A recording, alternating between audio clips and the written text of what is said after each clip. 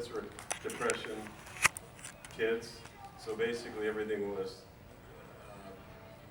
doing something that was secure. Teacher, engineer, something like that. So entertainment didn't enter into it. And it wasn't until I was 18 and out of high school that I really started to pursue it. And did you look at to go to, like, the Saturday morning movies and that sort of thing, and kind of get that bug that way, or kind of was there something that sparked you? Yeah, I was really moved by musicals, stage musicals, movie musicals, and so I tended to go toward music, and I started in talent nights around LA, where you could bring your little sheet music, and they would have slow nights, so they would have talent night.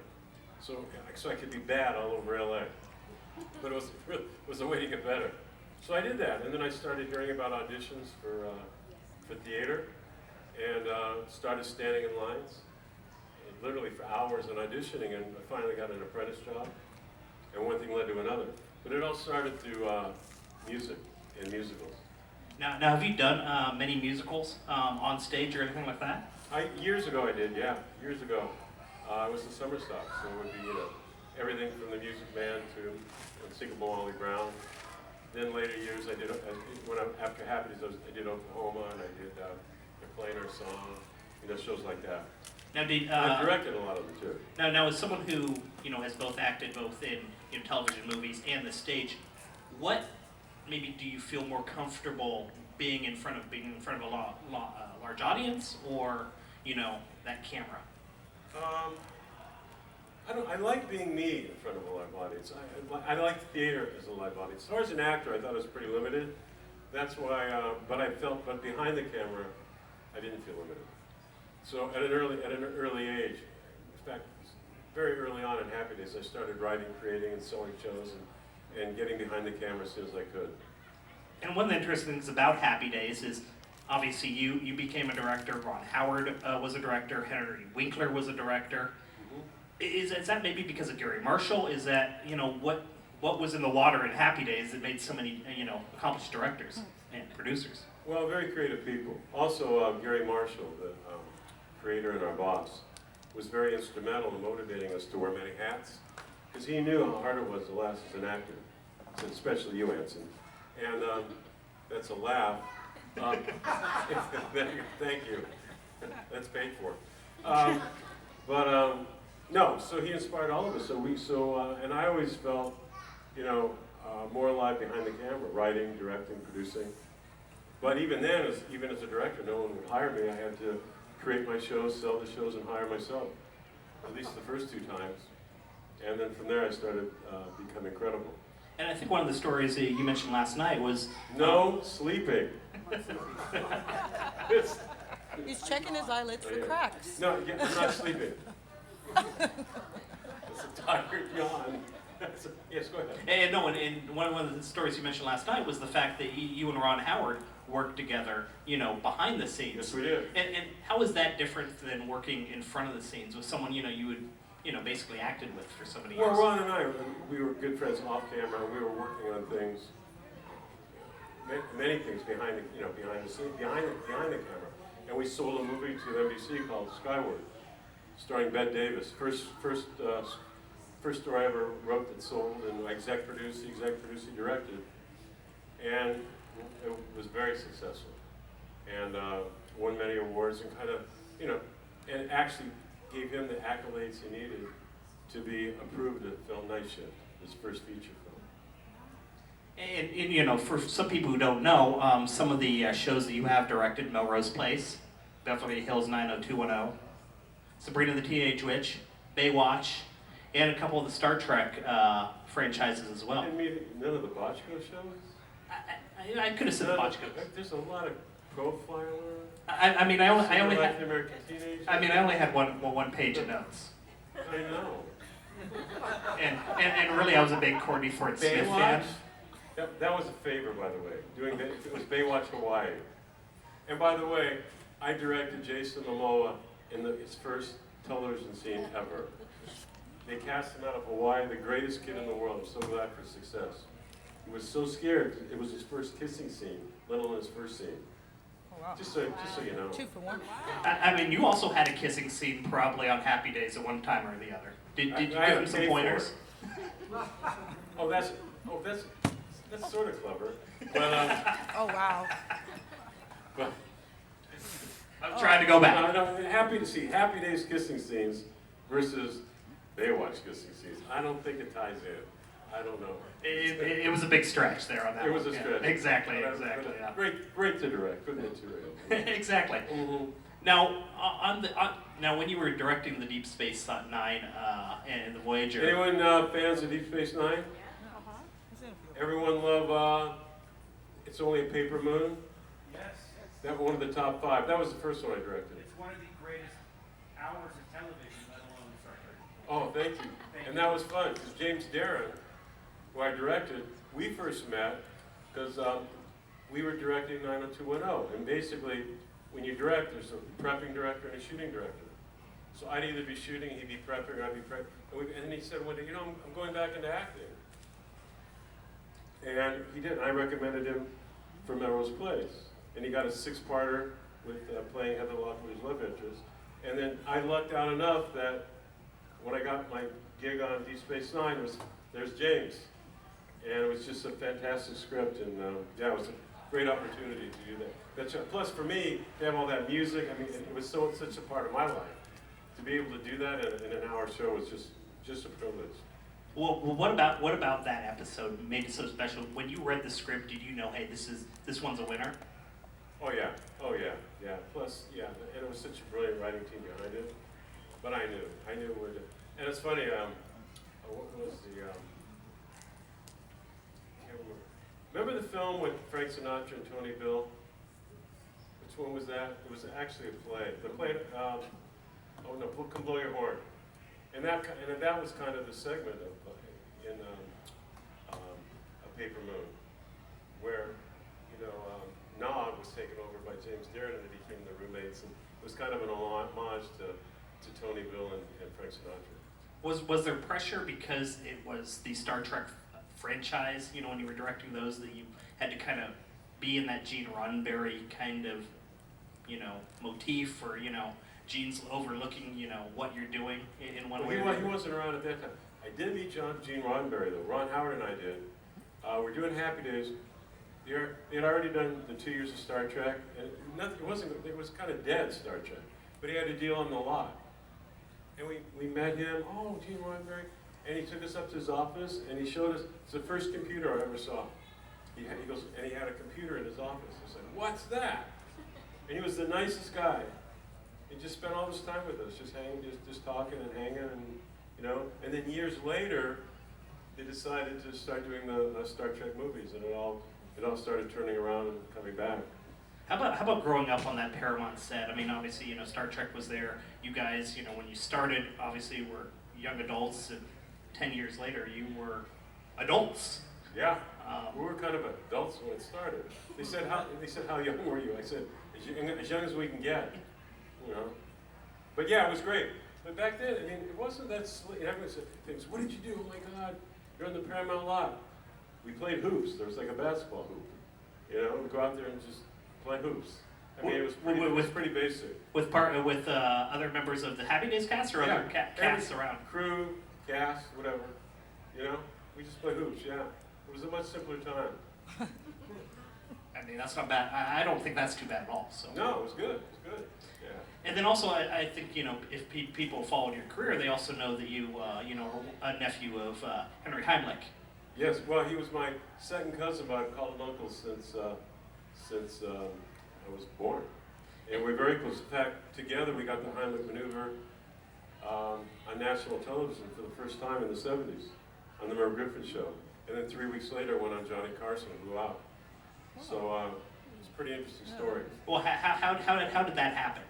Well, Henry had created the Heimlich maneuver, but he was having a lot of problems with the Red Cross, and there were a lot of political problems. And they refused to endorse it, and they actually went out of their way to dispute it. And he was having a hard time getting national attention. He got regional attention, but he was having a hell of a time. So he was actually, Happy Days was a big part of it, because he came down to the set to visit one day, and he was a little frustrated about not being able to, further the maneuver as fast as he wanted to. And the phone on the set rang. And they called me over. It was the Merv Griffin show. And I had done the show a few times. And someone had dropped out. And they asked if I'd be available that night to sing a song and be interviewed by Merv. So I thought, might be a great opportunity for the Heimlich maneuver. Maybe I could talk to Merv, maybe we can get Henry on. It's pretty much a fantasy. But I talked to Henry, he goes, great. So we rehearsal ends, redress, whatever, get my music, run down to the Merv Griffin show, music rehearsal, no Merv Griffin, no Merv Griffin. And finally, I just thought, well, we're not going to get the opportunity. They sit Hank in the audience, and the show starts. And I wasn't first. I forgot when I was on, but so I finally get on. Hey, Dad, good to see you. You got to turn, yeah, there you go. He looks good. I swear, don't beat me up. So anyway, I sing the song, and then there's a commercial break. So there was a couple of minutes before I was being interviewed, and I went over and sat in the chair next to Merv, and I gave him an elevator pitch on the Heimlich maneuver, and he heard about it, but he didn't say much. Lights come up, he starts to talk, and he said, Anson, I understand your uncle's in the audience. Yeah, I understand there's this thing called the Heimlich maneuver. He interviewed Dr. Heimlich in the audience from the States, brought him up, and he did the Heimlich maneuver first time on national television on Merv Griffin. And it saved so many lives that night from, meaning later on from the education. 3 weeks later, he was on Carson and blew out, and became kind of a phenomenon and part of the social fabric of America. But Happy Days was part of that. No, that's great. Well, it's a happy day. Yeah. And of course, one of the spawns of Happy Days was the Mork and Mindy show, Yeah. and working with the great Robin Williams. Yeah. Talk a little bit about, working with Robin and... How it all happened? Yeah. Because Robin was not cast as Mork. Mork, what happened was Gary Marshall took his son Scotty, who was 10 at the time, to Star Wars, the first Star Wars. And Scotty came out and told his dad to do a Martian segment of Happy Days. And Gary promised his son. So on Mondays, we would read the script for the following week so the writers can start rewriting, and then we read a script for that week that we're shooting. So we read the script for the following week called Mork for Mork. And Henry Winkler is the most gentle, kind, wonderful guy in the world. Slams the script down.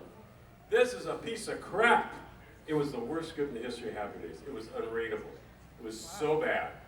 And Gary Marshall, calms us all down. He says, we'll fix it, it'll be good, it's next week. All right, so we've trusted him, and we do the show that week. Now it's the next Monday. We read the show for the following week. Now we read More for More. It's worse. Oh, no. It sucks. But we thought, well, got to do it. So they hired some guy, I don't even remember his name, as the guest star. And it wasn't the guy's fault, but he was horrible, because the part was horrible. And we rehearsed Monday, Tuesday, Wednesday.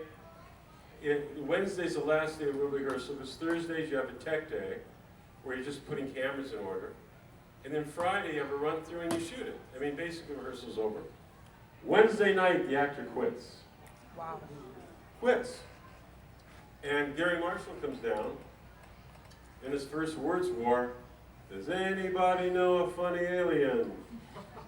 And Al Molinaro goes, there's this kid in my Harvey Lembeck improv class, Robin Williams. And Ronnie Hallen, who's Gary's sister, who was in casting, said, oh yeah, he was on the new Laugh-In for 6 episodes. Well, they hire Robin Williams. Now I come in the next day, and because I'm a few scenes in, and they're doing, they're getting cameras ready and all that, so I didn't have to be there till a little later in the day. I come in. Now there's never a writer on the set during tech days. The whole staff is down there like this. I go, what's going on? Jerry Paris, our director, comes running over. He's a genius, he's a genius. And there's Robin Williams improvising the whole damn show. Nanu, sitting on his head, right in front of us, improvising the entire, and the writers are like, writing everything down. by the next night, by Friday night, is one of the best scripts in Happy Days history. And Robin Williams blew it out of the park. That audience stood cheering for 10 minutes. And we knew we had a genius on our hands, we had a superstar. But it was all a fluke, the whole situation. And then, once it aired, Gary sold Fred Silverman on the phone 13 episodes more committed. That's it. And Robin Williams, where else would he have ever gotten a part where he could be 100%? He would have always have to been less instead of this brilliant 100% character performer. Yeah. So yeah, that's how all that happened. And how was he off stage with the cast? The kindest man, social, but very shy. Very shy. In fact, the next Friday night after we shot it, the world didn't know him at all. And there he was with little presents for everybody, with appreciation. Just a kind man. Yeah. And in fact, he put a poster of Potsy, I think, in one of the more committee episodes. Because he didn't feel my character got enough recognition. He thought I wasn't getting enough credit. Isn't that sweet? Oh yeah, that's awesome. Yeah. That's awesome. Well, we have a crowd out here, so any questions for Anson Williams? Yeah. I might, if you talk about the Chuck Cunningham syndrome. Oh, Chuck Cunningham? Which one? Now, there were two, I don't know if people realize there were two Chucks. And what happened was, they had Chuck, his brother, and I think Gavin O'Hurley was the first Chuck, just playing with the basketball. And then, for some reason, it wasn't working out. And they thought, well, gee, is it casting? So they recast Chuck. And this other guy came in, I forgot his name, and that wasn't working. And then Gary Marshall finally figured it out. There was no room for the character. The show had changed so much. It was a character that wasn't needed. So one day, Chuck wasn't there. I think it was a phone call. Oh, have fun on your trip, honey. And he never came home. And Gary said, they'll never miss it. And that's the story of Chuck. He never came back. I mean, maybe Chuck made, made a whole lot of money and, went off to the Alps or something. Maybe so, poor Chuck, It's like, Other questions? yeah. Were there any roles that maybe you were up for that were maybe almost yours or something you really wanted and they just decided on someone else, something that maybe we'd still be familiar with today? I did screen tests for American Graffiti and Ron Howard got it. He was better. And I really wanted to film. But the funny thing is, the film ended up not being a hit. If I had gotten it, I wouldn't have been able to do Happy Days. It never would have happened. It was a film called The Dove, directed by Charles Jarrett and produced by Gregory Peck. I got to meet him. Gregory Peck. Yeah, it came down to about 5 people. And I didn't get it. It was a true story about this kid in a 17-foot sailboat that went around the world called The Dove. Way, way back. Yeah. Thank God I didn't get it. Because I wouldn't be here right now. Yeah. Yeah. In the back, yeah.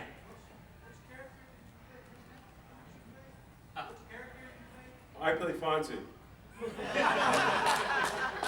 Hey, I play Potsy. That's the one, yeah, yes, sir. Yeah. That's me. Yeah.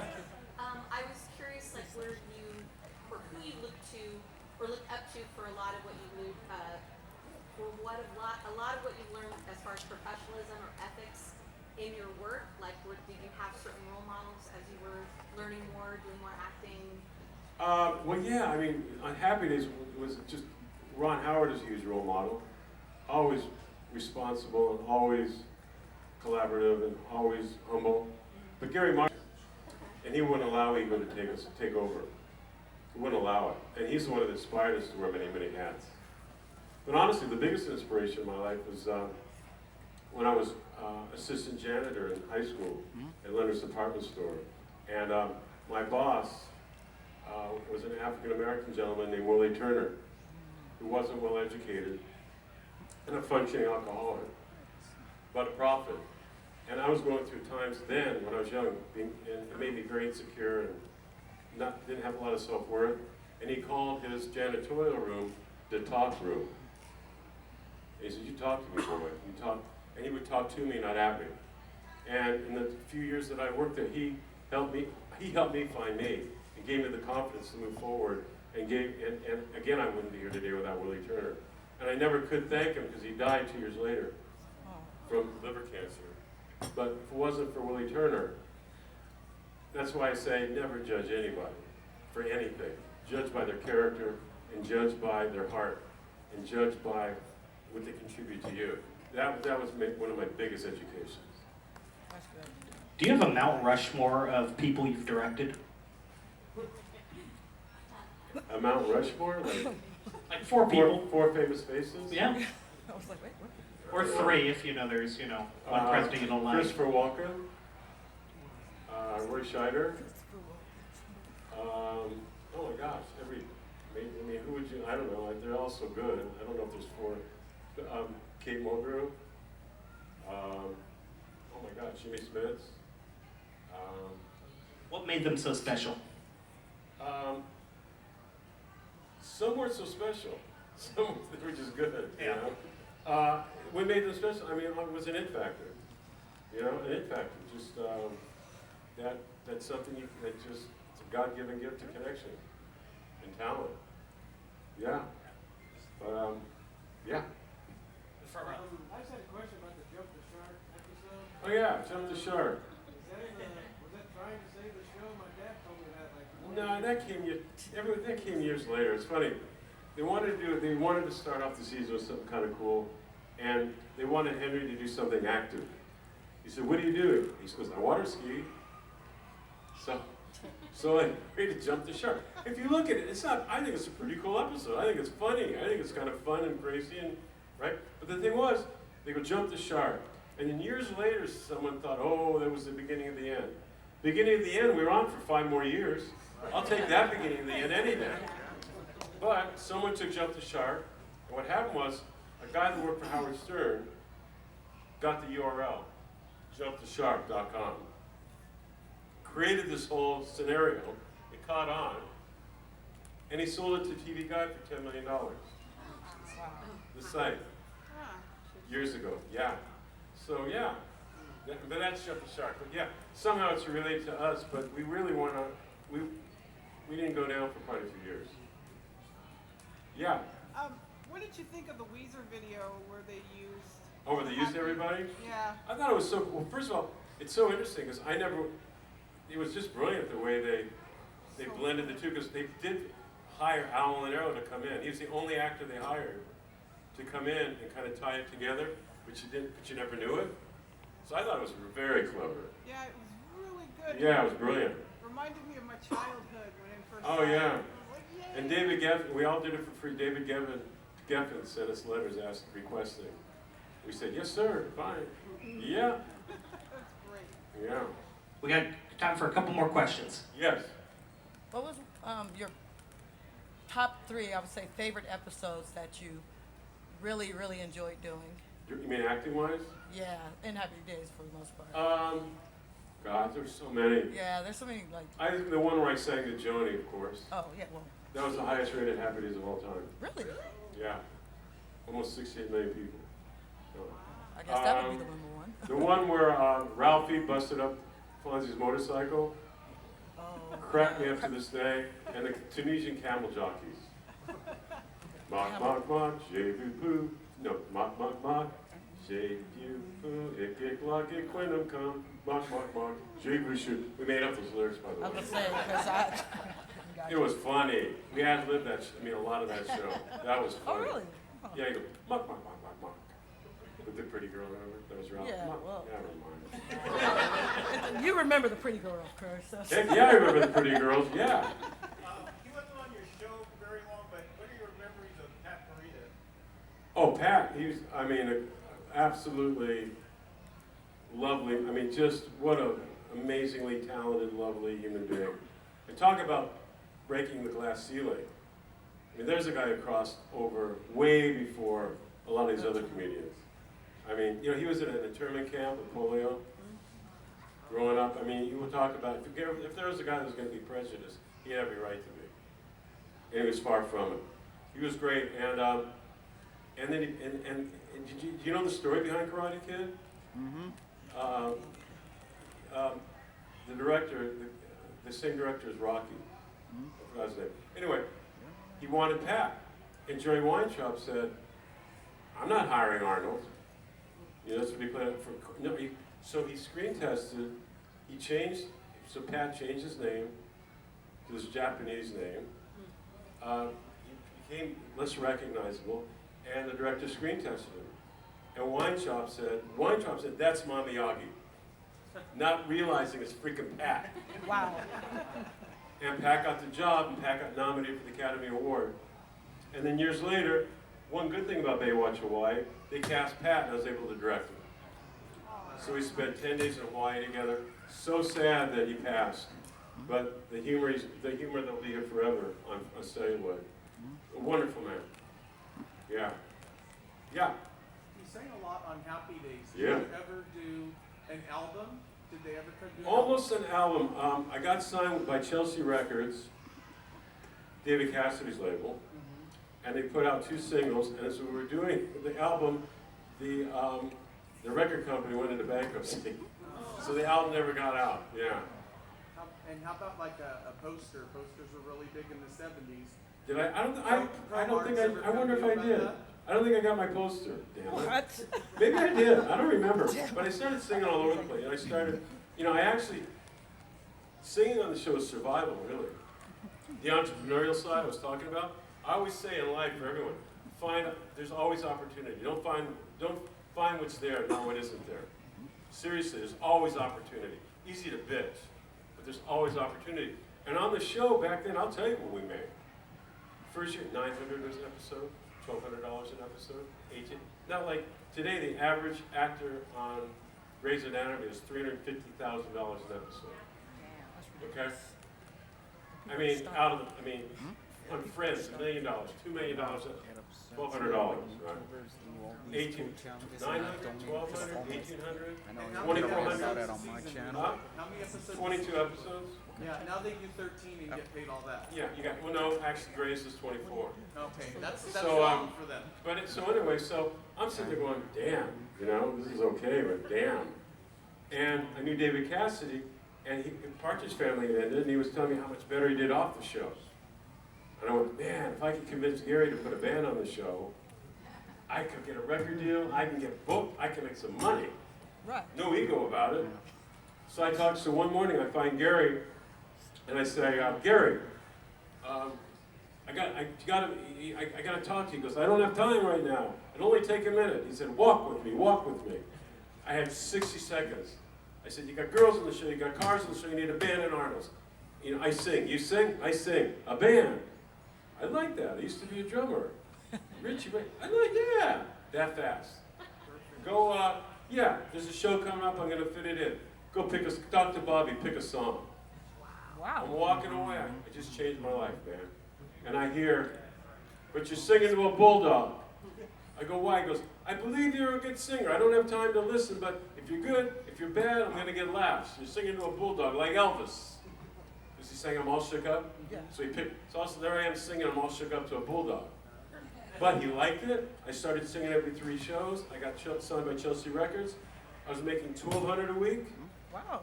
$1,200 a week on the show, and $70,000 a night doing concerts. Because he only had to do one. Yeah. And Gary Marshall came to me and said, I'm proud of you. You didn't cause me problems. You found opportunity. You made it work. And that was a great lesson for me. That was Willie Turner, who taught me that in high school. Always find the positive. Always find what's there. Don't bitch about what's not there. There's always opportunity, boy. And on that, let's give a hand for Anson Williams. Thank you so much. You want to talk to Anson? He's up on the fun deck for another hour or so. Yeah, I am.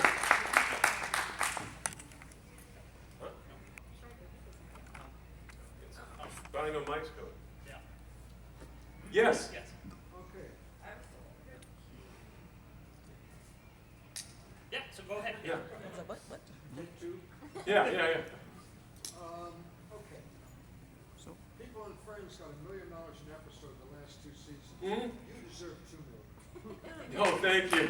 Yeah. Thank you. Because very Thank you. nice. It's so sweet. Let me see. Thank you very much. Where's your check? Well, great talking to y'all. Where's your You want, we're up there for about another hour and Sunday autographs, whatever. Anyway, thank you so much. God bless.